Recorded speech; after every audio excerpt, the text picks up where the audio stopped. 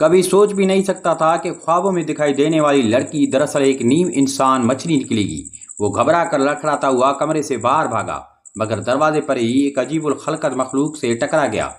خوش قسمتی سے یہ مخلوقات ابھی پوری طرح تبدیل نہیں ہوئی تھی، اس لیے زیادہ خطرناک ثابت نہیں ہوئی۔ اس نے فوراً جیب سے چمکتی ہوئی چاندی کی چھوٹی اشیاء نکال کر ان پر تابڑ توڑ حملہ کیا۔ اسی دوران شور سن کر مزید مخلوقات پاگلوں کی طرح دوڑتی آئیں۔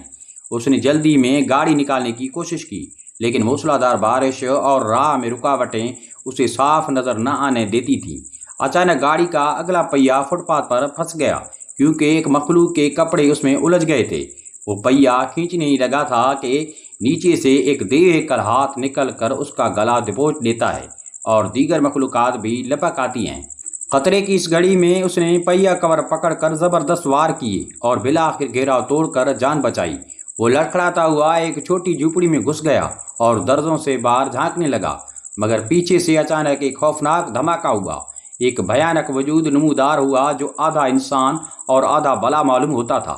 اس کے پاؤں کی جگہ دو بڑے بڑے شکنجے دار بازو تھے۔ اس نے اسے قابو کر کے زور سے بیت الخلاء میں دبا دیا۔ یہ مخلوق بظاہر بڑی تھی، مگر نہ تو زیادہ طاقتور تھی اور نہ ہی مضبوط۔ بہرحال شور کی وجہ سے باقی مخلوقات بھی آ پہنچے۔ اس نے پچھلے دروازے سے نکلنے کی کوشش کی، لیکن وہاں بھی جال بچھا تھا۔ ہوش آنے پر اس نے دیکھا کہ وہ قید خانے میں ہے۔ اس کے سامنے اس کی محبوبہ انا، اس کی ساس اور ایک شرابی قید ہیں۔ ساس کے حواس درست نہ تھے، کیونکہ جب وہ کشتی میں تھیں تو مخلوقات نے اس کے شوہر کو کھینچ لیا تھا، اس کی ٹانگ بھی نوچ لی تھی اور اسے اپنی ہوس کا نشانہ بنایا تھا۔ ابھی وہ چاروں کوئی ترکیب سوچتے ہی تھے کہ ایک پادری اپنے پیروکار کے ساتھ آ دھمکا۔ قیدیوں نے باہر نکل کر مقابلہ کیا، مگر سب ایک ایک کر کے ہار گئے۔ ساس نے مزید اذیت سہنے کے بجائے خودکشی کر لی۔ انا کو علیحدہ لے جایا گیا، جبکہ اسے اور شرابی کو باندھ دیا گیا تاکہ ان پر ہولناک رسم ادا کی جا سکے۔ یہ پیروکار اب انسان نہ رہے تھے۔ پادری نے سونے کی چھری اٹھائی اور زندہ انسان کی کھال اتارنے لگا۔ اس نے شرابی کی پوری کھال بڑی بے دردی سے ادھیڑ ڈالی۔ اب نوبت اس پر آنے والی تھی کہ اچانک خوابوں والی لڑکی نمودار ہوئی۔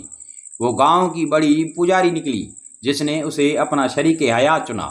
پادری بے بس تھا، اس نے اسے جانے دیا، مگر اس نے سر جھکانے کے بجائے بغاوت کی اور چند ہی لمحوں میں 3 پیروکاروں کو ختم کر دیا۔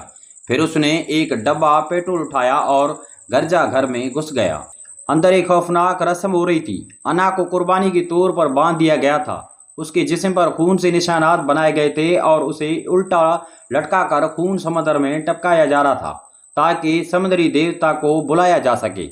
اس نے ان پر پیٹرول چھڑک کر آگ لگا دی۔ نیم انسان مخلوقات آگ سے ڈر گئیں اور بھاگنے لگیں۔ اس نے انا کو اوپر کھینچ لیا، مگر انا خوف سے کانپ رہی تھی، کیونکہ اس نے سمندر کی تہہ میں ایک ایسی دہشت محسوس کی تھی جس سے بچنا ممکن نہ تھا۔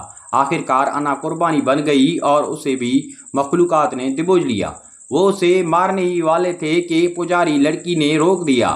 اسی لمحے اس سے پتہ چلا کہ اس کی رگوں میں بھی انہی مخلوقات کا خون شامل ہے۔ اس کی ماں کسی زمانے میں اس دیوتا کی قید سے بچ نکلی تھی، مگر نصیب نے اسے واپس اسی جزیرے پر لا پھینکا۔ یہ جان کر وہ تڑپ اٹھا۔ اس نے پیٹرول اپنے جسم پر ڈالا اور آگ لگا لی تاکہ تقدیر کو للکار سکے۔ وہ اور پجاری لڑکی دونوں سمندر کی گہرائی میں جا گرے۔ وہاں اس نے دیکھا کہ اس کا جسم بھی تبدیل ہو رہا ہے۔ اب وہ پانی کے اندر سانس لے سکتا ہے۔ آخرکار اس نے اپنی تقدیر قبول کر لی اور سمندری دیوتا کی تاریک سلطنت کی طرف تیر گیا، جہاں خوابوں والی لڑکی ہمیشہ کے لیے اس کے ساتھ رہے گی۔